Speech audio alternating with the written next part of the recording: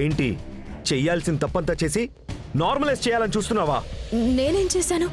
ఏం తప్పు చేసావా? ఫుడ్ ఫెస్టివల్ నీ ఐడియానే కదా. ఆ ఐడియా మొత్తాన్ని నాశనం చేసావు కదా. ఇప్పుడు ఈ ఫెస్టివల్ ని ఎలా చేయబోతున్నావు?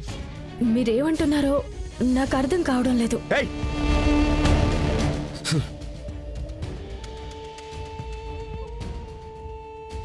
ఇది చూడు,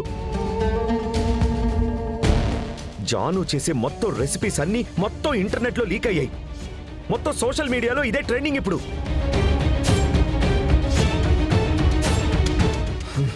దీని వెనుక ఎన్నేళ్ల కష్టం ఉందో నీకు తెలుసా? అంతా ఒక్క నిమిషంలో నాశనం చేసేసావు. ఇదే నువ్వు బ్రిలియంట్ గా ఆలోచించే విధానమా? కంపెనీకి పనిచేయటమా? నిన్ను పోయి జాను ఎలా నమ్ముతుంది ఏంటో. నీ చేతిలో కంపెనీ పెడితే అంతే, మొత్తానికే మూసేసి వెళ్ళిపోతావు నువ్వు. నీకేం పోయింది? ఇది మీ నాన్న సంపాదించిందా, మీ తాత సంపాదించిందా? ఇదంతా నా జాను సంపాదించింది. నువ్వు అలాగే ఉంటావు.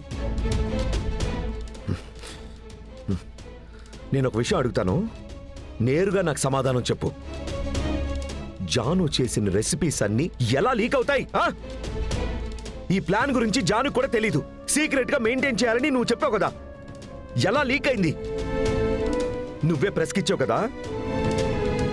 నిజంగా నాకేం తెలియదు రవి సార్. నీకు తెలియలేదంటే అది బయటికి ఎలా లీక్ అయింది? జాను ఎన్నేళ్ల కష్టం తెలుసా నీకు ఇది?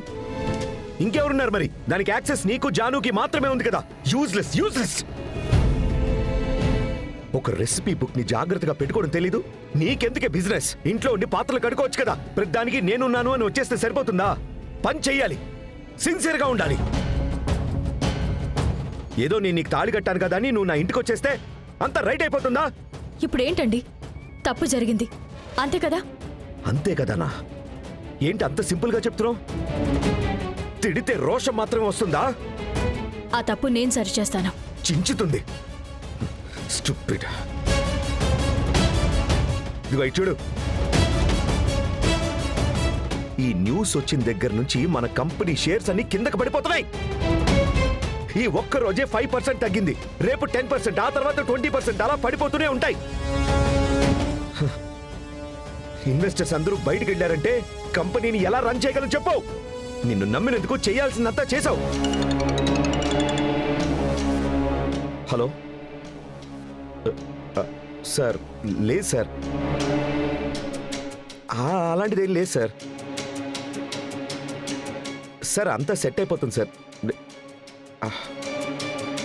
సరే సార్, నేను మాట్లాడతాను. ఎవరో తెలుసా?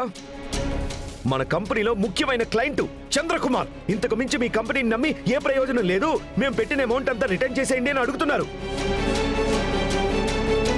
దీనంతటికీ కారణం ఎవరో తెలుసా? నువ్వే. నువ్వు మాత్రమే కారణం.